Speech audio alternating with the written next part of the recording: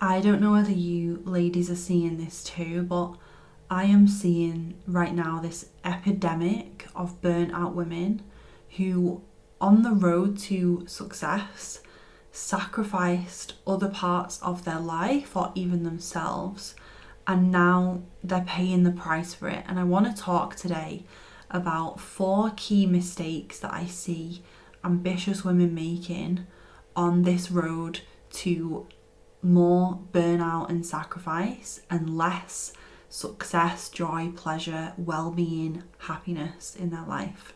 And I know that you're listening to this podcast today because you want to put yourself first and manifest your dream life. You don't want to compromise on your relationships or your well-being or your joy, your social life, your hobbies, your interests for the expense of success with your goals. And you want your life to feel just as good as it looks from the outside. Not just announcing something on your social media, a big milestone that you've reached, but behind the scenes, you're really irritable with your partner, or you're fucking drained every day and burnt out and feel like you could sleep for a year, or you're smashing it in your career, but every day in your career you're feeling triggered, you're stressed out, you are at your absolute limit in terms of stress and capacity. Like, no, we don't want that. We don't want you suffering on that road to success. You deserve to build a life where you have the success you want and you are thriving. So that's what I want to talk about today. Some mistakes that I see women making who have burnt out, so that see this episode as a warning, or maybe to spot some red flags that you might notice within your life or within your way of working at the moment, so you can nip them in the bud. I've seen a few stories over the past year of women who, on the surface, especially like in the online business world, have built massive success, have done incredible things, have huge followings.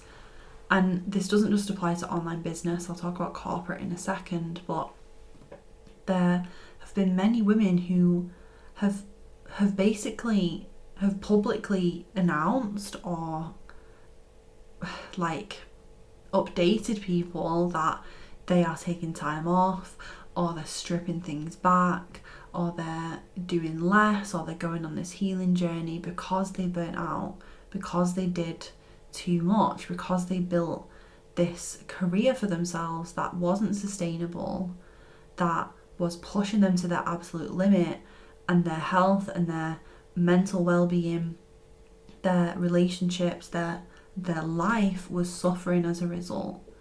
And I don't want that for you as an ambitious woman, because there was a point on my healing journey where I questioned whether I could have the true vision that I wanted for my career and my success, whether I could create the impact I wanted, because the way I'd been doing it up to that point was basically making most of these mistakes that I'm going to share with you, and wasn't sustainable. And so it was like, when you haven't seen a new way of doing it that works for you, you will think that you can't have it. And so I'm here to like blast through that BS today and tell you that you can have it, as long as you are really conscious of these 4 things. Because I notice a pattern in these women who burn out and then like shut down their business, or shut down huge parts of their business, or like ghost their business and have to take time off. I notice patterns in what they say online when they come back, in what they've done up to that point. And I see, as a mindset coach and healer, I see the common threads in what they're saying. And I also know from speaking with clients who work in corporate that this applies to the corporate world too, because there is no way that the amount of people who go off work with stress are going off work with stress just because they're a bit tired, right? Of course, people go off work, are signed off work for stress or for mental health because they're going through grief or because they've had a significant health diagnosis. Of course, there are those people. And there are so many people who have been working in a corporation for 10, 20, 30 years, and the way they've been working has not been sustainable, has been sacrificing themselves, has been making these mistakes, and they're signed off with stress, but it's because the way they've built their career was built on these shaky foundations of sacrifice, of burnout, of hustle, of overworking, of people pleasing, of overstretching themselves, and now their body is saying no, and it's catching up on them in their mental well-being, in their physical well-being. I do want to remind you about Manifest That Shit. So this is my free Mindset and Manifestation workshop series, which is coming up at the end of March. So we start Monday the 25th of March. It is completely free to sign up, and if you resonate with today's episode, I really want you to give yourself the gift of receiving this free workshop series. Give your time to attending these, whether it's live or on the replay. Receive them, because this is going to be an activation for you to realise that you can build your dream life whilst thriving in all areas of your life, whilst feeling amazing, without sacrifice, without self-sabotage, without burning out. You get to have that, and that's what Manifest That Shit is all about. It's going to be high vibe, high energy, just like a feel good week. So I would love you to be there, and the link to sign up is in the show notes. The first mistake I see ambitious women who've burnt out making on the road to their success is pursuing success without the deep inner work of healing, of trauma work, of inner child work, of what I cover with women inside my one-to-one program, and really see that they've gone their whole life people pleasing, or not being able to say no, or tying their self-worth and their identity with their job role, or with their salary, or with how well they did at their on the last deadline at work, tying their worth, their identity, their happiness to these things. And all of that stuff, I can guarantee, comes from some kind of past experience, trauma or conditioning, where in your upbringing you've been taught that how hard you work deems how worthy you are of praise, of love, of acceptance, or how well you did at school, at your job today, at uni, how well you did is directly correlated with how many people tell you they're proud of you, or they love you, or you're amazing. And the opposite, right? When you didn't get a good grade, or when you made a mistake, that was the worst thing in the world, and you didn't get that big hug off your dad, or you didn't get that pat on the back and that well done off your mum or off your grandma or whoever it was, right? That significant person. And all these experiences, and it doesn't just have to be that, there's such a spectrum. All these experiences, how success was modelled in your childhood, how hard work was modelled, were boundaries modelled? Did your parent look after themselves and take breaks and sleep well, or were they fucking stressed out 24/7 in a constant state of dysregulation and basically living their whole life in one big rush onto the next thing? Because if that was what was modelled to you as a working adult, these behaviours get unconsciously replicated and copied if we don't do the work to identify them, clear them, process them, release them, reshape them, rewire your relationship with work, or rewire your relationship with rest, your relationship with self-care, rewire your relationship with failure and with mistakes. So many of my clients are crippled by perfectionism because they are so terrified of being shamed, of being made to feel like they are wrong or they're a bad person if they make a mistake. And it stops women from really enjoying the journey of what they've built for themselves, which is this, this huge career, all these amazing milestones, and they're still focused on the criticism, or they're still focused on, yeah, but I didn't do that right. And there's no joy in that, there's no pleasure in that, because there's this deep-rooted fear of failure or of rejection. And these things run deep. They run way back into childhood. For some women, they run way back even generationally. There is generational trauma at play. If, say, you come from a working class background where you had to, your ancestry, right, your grandparents or your great grandparents or your parents even had to fucking hustle their ass off to literally just survive and put food on the table. And let's say that isn't the case for you because you're earning more money than ever, or you've got that promotion, but you're still burning out, or you're still overworking, or you're still not resting enough, or constantly stressed, worrying, in survival mode. That shit can live in your body and it can be passed down generationally. So those are some examples, and those are some common examples, but your work will be unique to you and your upbringing and your mindset and your nervous system and your traumas and your past experiences.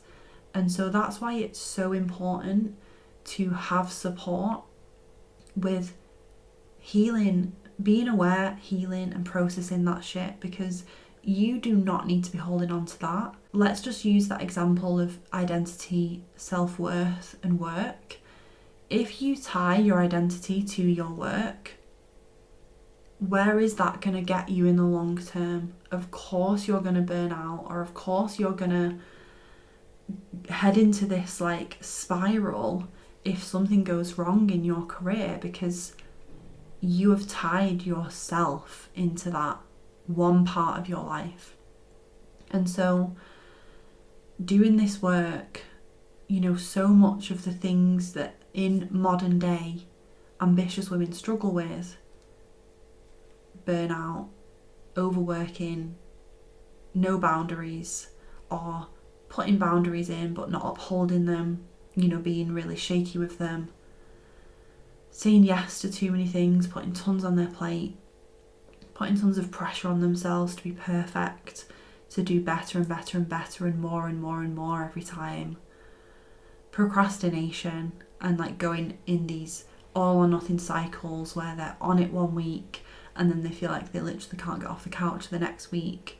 All these modern day things that ambitious women struggle with in and around their work, these things are tied to deeper roots, and it's healing those things at the root cause that is going to give you that lasting relief. And so that is number one mistake, and the most important thing I see women making is prioritizing hard work and doing shit and working hard, and not balancing that with the inner work and the healing work. Number two is building someone else's version of success before defining their own and focusing on their own. We have an unconscious, primal part of us that desires to be accepted and desires to basically fit in.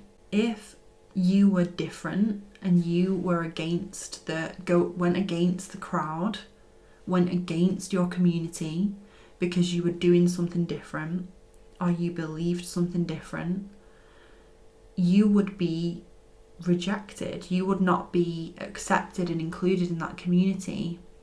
And as a woman, primarily from a survival instinct, we need that community. We need that sense of village to survive.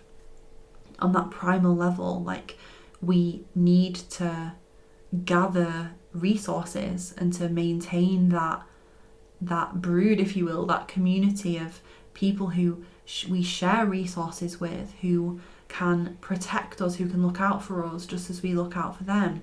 Going against the status quo feels so dangerous for your like unconscious mind that what happens is you, as a part of just human psychology, you absorb and mirror other people's behavior, other people's desires, other people's dreams.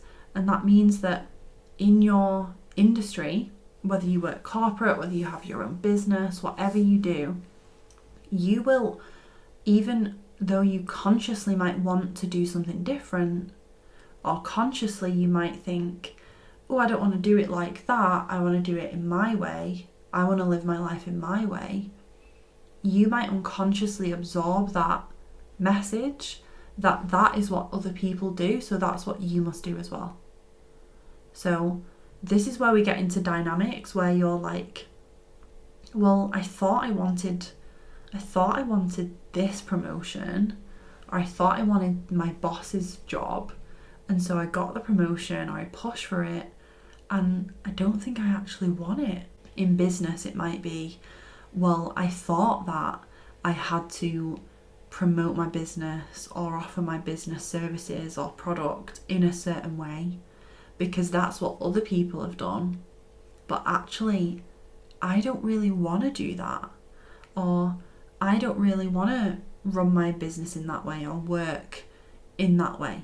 Defining your own version of success is so key, because if you don't do this, you can end up down this path where you've unconsciously created this dream life.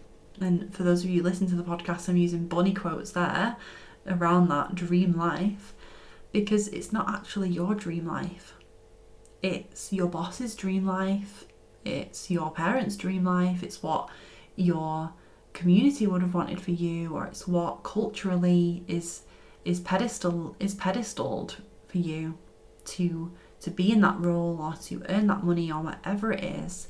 But for you, it doesn't actually turn you on. It doesn't actually light you up. It doesn't actually make you, it's not like a fuck yes in your body.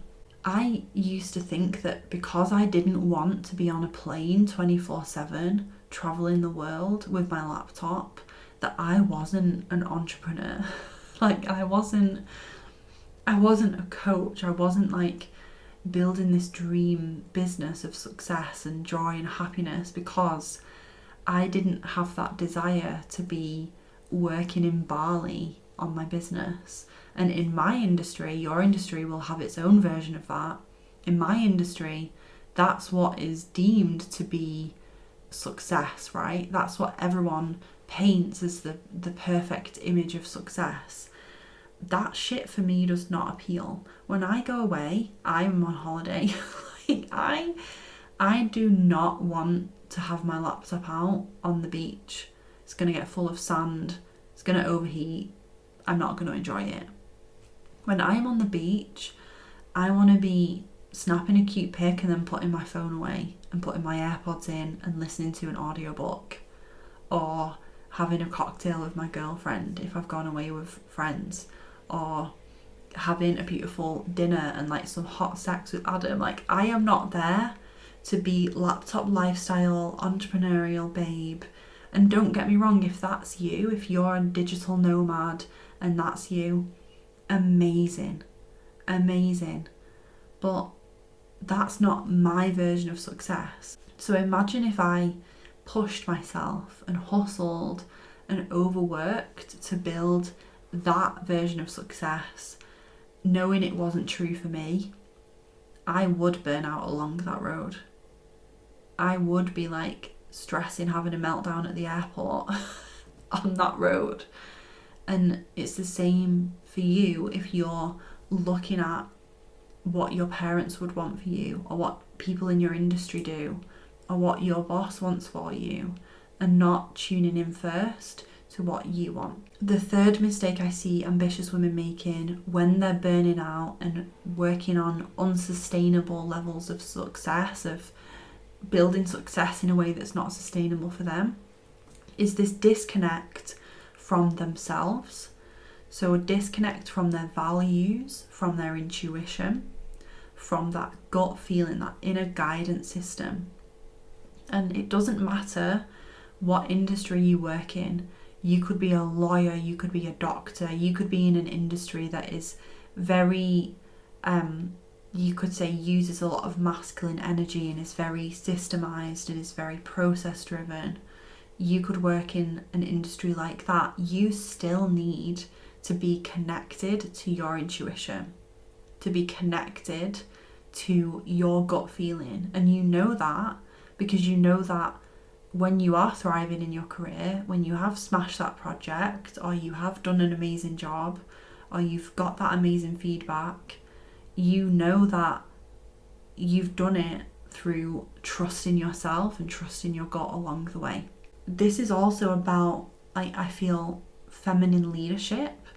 And it doesn't matter if you lead a small team at work, or if you run a £1 million business. Feminine leadership is such a core skill for you to cultivate within yourself and really honour how you want to work and what is important to you within your work. What do you value? How are you staying in integrity with your why, with your bigger purpose? And this is especially important if you're coming up against people who are maybe the opposite of that, right? Maybe are out of integrity or are clashing with your values. And I've had this with clients before, like, let's say in a male dominated industry, or sadly many clients have had I'm going to say bullying experiences in the workplace with female management or with female bosses. But coming up against people who go against what you know is right for you, what you feel is right, how you want to treat people, what your bigger purpose is for what you're doing, the way your intuition tells you to speak to people, to guide your team, to share in your workplace, maybe from a place of more compassion or kindness or understanding, maybe from a place of more vulnerability and open-heartedness, maybe from a place of, you know, that you value collaboration and community, and so that's important to you in your career, in growing and building success for yourself. You want to stay true to yourself and who you are. And I think this ties into mistake number 2, because if you're focused on someone else and maybe modeling them too much or focused on their success too much, you might be taking on or doing things or working in a way, implementing practices into your work that actually don't work for you and you don't want to do. You look at your boss, or you look at your mentor, or you look at your coach, whatever it is, apply it to you. If you don't want to live and work in the way that that person does, you need to have a fuck ton of discernment on what you are taking on, because you need to be so clear on your values, on your intuition, on your gut instinct, to essentially sense check what that person is going to be recommending you to do, what that person is going to be sharing with you or working with you on. You get to stay true to who you are as you build success. And I think a mistake people take on is that kind of comparison turns into modelling to a point where it's not inspirational, it's actually taking on practices or ways of working or strategies or whatever it is that simply do not work for you and even go against what you feel is right to do, which is pretty dangerous when you think about it. Because again, you're going to wind up 6 months down the line knee deep in this project or this work or these changes that this person has made you make, and you're not going to feel right in your body. You're going to feel disconnected from what is important to you, what you want, why you are doing what you're doing, and you're going to have to backtrack and wade out backwards through that mud that you've like waded into and got yourself stuck in. That is so hard to do. Like it's not impossible if you're thinking, oh my god, I feel like I'm there. It's not impossible, but it's much harder to undo changes that you've made than to start from that place of integrity, knowing your values, knowing your why, knowing how you want to do things, and moving from there, making decisions from there. Someone could tell you to do something that you will regret because you didn't actually want to do it, but you thought that you had to do it in order to get what you want. And so staying connected, or I should say for many women, reconnecting to your intuition, revisiting your values. This is an exercise we do in Next Level You, and it is paramount. It's so important to connect to your values, because there is no point manifesting your dream life if you're not manifesting a life that is aligned with what is important to you and what is true to you. This moves us into the last mistake number 4 that I see ambitious women making who have burnt themselves out. And that is sacrificing important parts of their life to give all of themselves to their goals. So I say goals because this could be, we see this in, say, disordered eating or like orthorexia, where someone has given all of themselves to what might have started out as like an innocent health and fitness goal, or someone who's given all of themselves to a relationship that was toxic and damaging for them. Or what I am going to focus on today is women who have given all of themselves to their career. This is a mistake I see with burnout, because if you give all of yourself and you make your whole self one part of your life, all those other areas are going to suffer. And the sad part is they don't have to. I think this feeds into the narrative of like, if you want it, you have to be the last one to leave the room, you have to be the first one in the office, you have to do what it takes. And I think there's merit to that, and I think there's beauty in that. Like I said, doing what's right for me, working in a way that's right for me, resting, working in my feminine, like taking time off, looking after my health. Because I'm doing all those things, I can balance that with sometimes you've just got to get your head down and do what you need to do.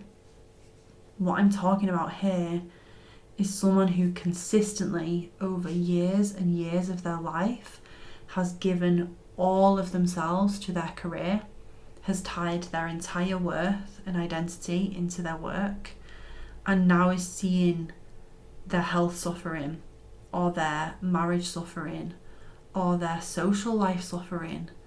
The amount of adult women who really struggle with friendships because they have not been taught and they've not prioritized female friendships throughout their life.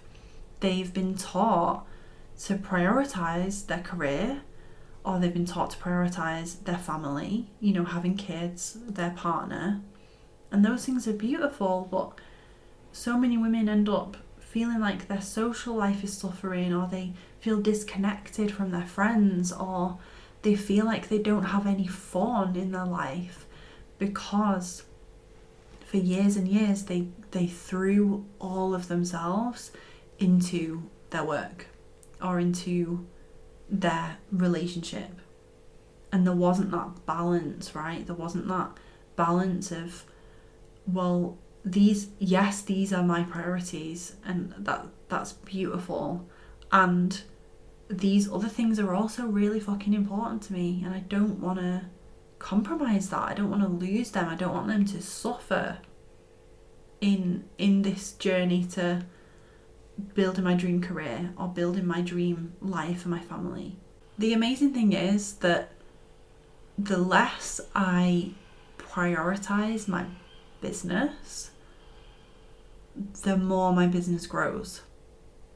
And I've seen it with clients. One of my clients, she quit her job. It was a really toxic, shitty job, a horrible boss, right? She had a career break. I want to say she did it for October, November, December, 4 months. Yeah, 4 months, 3-4 months she had a career break. Now, from 3 months in, she was interviewing for new roles, and she eventually got an amazing new role. But she actually took her foot off the gas. Now, of course, that's not available for everyone. That's not what everyone would want to do. But what I'm saying is, she thought that she had to just jump from one job to the next and basically accept crumbs of I'll take the first job I get offered, I'll take the first job I can get. And we worked on reframing her mindset so that she felt like she deserved a role that was the perfect fit for her. Doing the deeper healing work on her self-worth and confidence, doing the work on her vision of success, what success meant to her, realising how out of alignment her pursuit of success had been in the past, because it was very all or nothing. It was all work and no play, and sacrificing time with her partner, sacrificing time for her health and well-being, sacrificing spaciousness in her day because she was taking on roles that weren't remote and didn't work from home, even though that's what she wanted to do because she lives by the sea. So really going back to the foundational elements of what she wanted, getting clear on that, and then actually deciding that she was no longer going to sacrifice herself or her relationship, her sex life, her well-being, her mental health for the sake of having a job, for the sake of that identity kind of comfort zone of, oh, but I've got this role and at least I've got this job. She scaled all of that back, stripped it all back, took a career break, her sex life improved. She reconnected with her partner on such a deep, intimate level. She was going out for country walks every day. She's probably listening to this oh my god, this is me. Shout out, girl. You're amazing. She was going out every day on beautiful walks by the sea, smashing it in her fitness, reconnecting with friends. And of course, not everyone would want or could be able to do this over the space of 3 months, of course. But what I'm saying is, she sought out a new job where she wanted to work fully remotely. She wanted to earn a certain salary, but she wanted to work in an organisation that fostered more collaboration and had more teamwork and psychological safety in the dynamic and how they worked. And she messaged me last week saying she's been offered a dream job in a salary bracket that she didn't even expect. She didn't even ask for that much salary, and she's blown away by what they've offered her. To me, it goes to show how Had she just continued throwing all of herself into her work, coming home with nothing left to give in the evening, being irritable with her partner, not making it to the gym or not making it out for a walk, not having even just like the brain capacity to message a friend, never mind organise to meet up, would she have been able to get the role that she truly wanted? Maybe, but she's done it whilst prioritising all those other areas of her life. And I think this is testament to this work, because a mistake I see ambitious women making, I will say, is feeling like it's all or nothing. So I'm all in on my career, or I'm not going to be successful. I'm all in on my career and I'm never seeing friends. I can't remember the last time I had a date night with my partner, or I want to be dating, I'm single, but I just can't even imagine going on a date because I'm so fucking busy and tired all the time. I do want to go to the gym more or do Pilates or whatever it is, but I just don't even have the capacity to head out for a walk on my lunch break because I never feel like I have a minute to myself. We can have this mindset, ambitious women, of all or nothing, and it is not the case. When you take a step back and realise that these mistakes are like you tying yourself in a knot and going around in circles when you don't have to be. So those are 4 mistakes I see ambitious women making when they are burning out, and some of them I've learned from experience, some of them I'm noticing as patterns in these women who are having to sign off work with stress, or having to pause their business and take a sabbatical or take a step back. Maybe you spot some within yourself. Maybe you're at the beginning stages of noticing these and you can nip them in the bud. Or maybe you want some support as well in rewiring your relationship with work, in which case I would say reach out about either one-to-one coaching or Next Level You, because Next Level You opens at the end of the month. Either option might work better for you. So if you DM me the word coaching on Instagram and let me know you've come from this episode, we can have a chat about what program is going to be right for you, and we can also have a chat about your relationship with work and any more support you might need with your specific situation. So I'd love to chat with you about that. And then of course, if it's a good fit, I can invite you onto a free call. We can talk about next steps. But the first point of contact, the first thing to get the ball rolling, is for you to reach out. So DM me the word coaching on Instagram and I will get back to you and we can have a chat. I'll pop the link to my Instagram in the show notes.